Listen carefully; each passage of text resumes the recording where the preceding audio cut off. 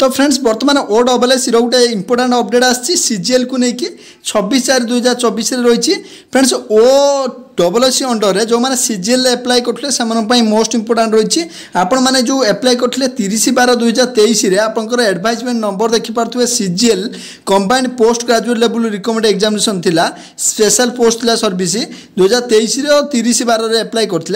गोटे बड़ अपडेट आसी जो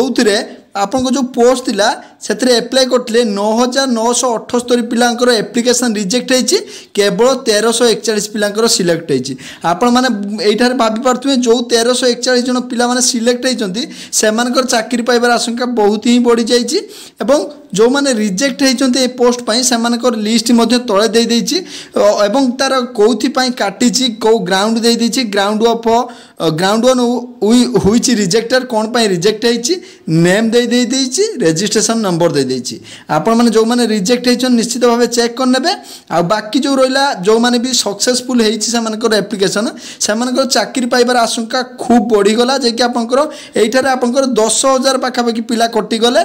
टोटल पिला आपनकर 1,341 पिलांकर सक्सेसफुल एप्लिकेशन सबमिट होइछि एवं से माने आपनकर एप्लिकेशन अनुसार से माने एग्जाम देबे एवं जो मानकर कटि जाइछन्ति से माने एटा निजर नेम को सर्च करके देखि नेबे